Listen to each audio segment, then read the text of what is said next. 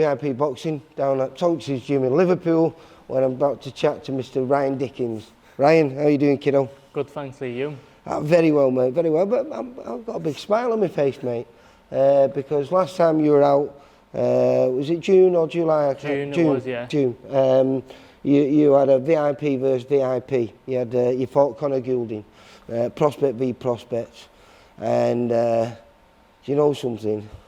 I was smiling when I was watching that as well, because you showed me something that I wanted to see for a long time, and I heard that you could always deliver that, because boxing wise, I say prior to the Surgeon Bombo little slip up, you'd not dropped around, you'd look beautiful, but there was always, I always thought you could do something a little bit more. And Connor Goulding was a fight where you had to prove it, because it was bragging rights, wasn't it? You know, like I say, not just Prospect v Prospect, but VIP versus VIP. And you went out there, and it was a fine performance.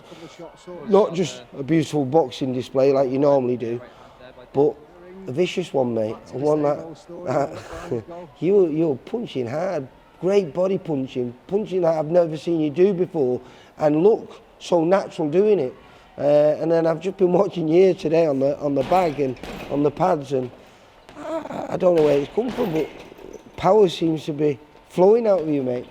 Yeah, well, like you said about the performance, I think it's something that I needed to see out of myself as well, just to show, you know, it's still there, that I can still do it. And obviously Connor was a game kid, wasn't he? So he's brought the best out of me as well. Like you said, the bragging rights, both from Liverpool, top of the bill. Yeah, it ticked a lot of boxes for you, didn't it? And then your performance was like the cherry on the cake, wasn't it? You know what I mean? Because it's what everything, when you turn professional, those are the fights you look forward to. The ones where, like you say, bragging rights, local derbies, you know, it was everything you need, and topping the bill as well on a small hall VIP show. It was nice, and you delivered, mate. You delivered, and I'd take me out to Connor, because he came, as you just said before, and he gave you a great fight. But you showed that, you know, I think we alluded to it in the head-to-heads before the fight. Realistically, as amateurs, you would never have met. You would never have met, because you were levels above him. But in the pro game, you were both very similar. And this was your time to show people why you were a top amateur. And the gulf divide. And it was good, mate. It was really good. And then today, I've seen it. Is this something you and Dave have been working on purposely? Did you work on inside work for the Connor Goulding fight? It's something I've never seen you do before, and yet I'm just coming here today, and you've been doing it for fun, and as you did on the night that you fought Connor.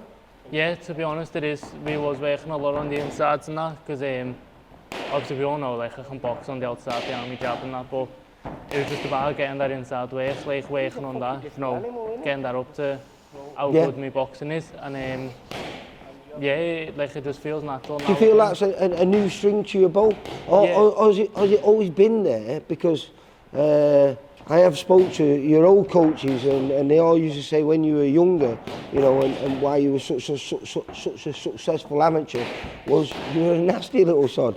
And obviously as a pro, we've seen the beautiful boxing side that you've done here from Tonks' gym. Tonks does all the time. But we've not seen that nasty side of you until that night. And until I come here again today, I'm seeing it like it's nothing.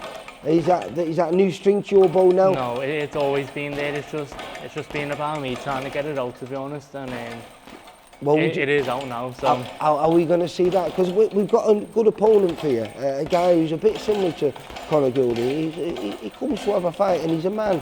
You know, I think he's about 29 years old. I think this is going to be his 15th fight. I'd never seen him before until I think it was just before the summer break, and he fought a kid called Ash Moran. And Ash is a bit similar to you, beautiful boxer, great 1-2s. And he controlled the fight fairly well, but he kept coming at him, and made Ash use his feet and box really well.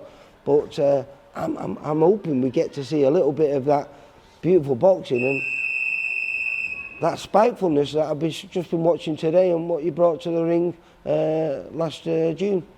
Yeah, well, I'm looking to bring both sides of the game to the fight, to be honest, because obviously... Is it a mind thing? Is it just something in your... Because one of your old stablemates who's been working with you here, Tom Etchinson, yeah. Tom had done very similar to yourself, you know, he cruised through his first 5 fights. I think he could have got a few stoppages in those first 5 fights, but he sort of chose just to win comfortably on points. I don't think he dropped around the same as you.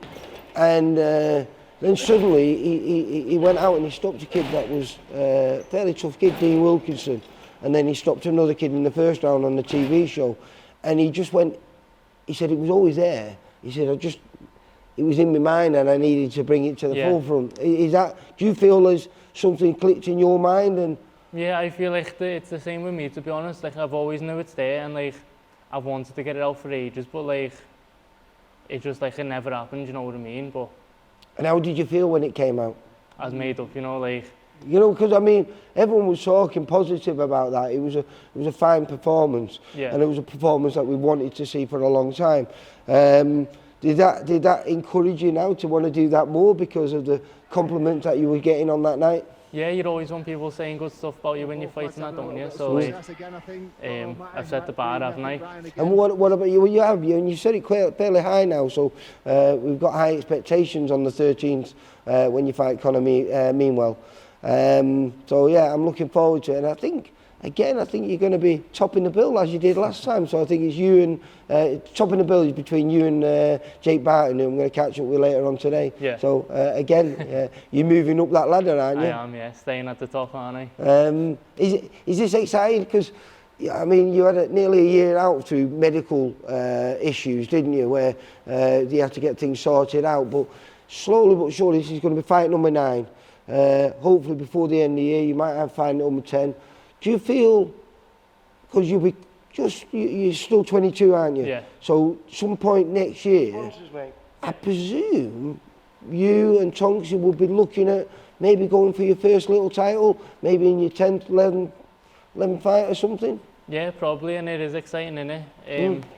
I'm just happy to be like getting active in that, and like you said, that year out, it was a pain, it was horrible for me, like not being able to do nothing. Because obviously like boxing's like everything, innit? So well, for you it's everything, isn't it? Yeah, so yeah, I'm just happy to be active in that again. Yeah, well listen, I'm looking forward to it because it's a Sunday day. I think we've done the Jolly Boys on Sundays, but I don't think we've had a proper show on a Sunday before. It's a nice little 7-fight card, a great venue, got to be one of your favourite venues now, Grand Central Hall, and if you can put on half as good a performance as you did last time out, then I'm genuinely excited to see you, and hopefully someone will be down there. Are they going to be saying win number 8? Yeah, definitely. Ryan, it's been a pleasure, mate. Thanks, I'll catch up with you on the 13th. Okay. See you later. Bye. For all boxing info, news and latest interviews, amateur and pro, across the north, click and subscribe. VIP Boxing Promotions. Also Twitter, Instagram and Facebook.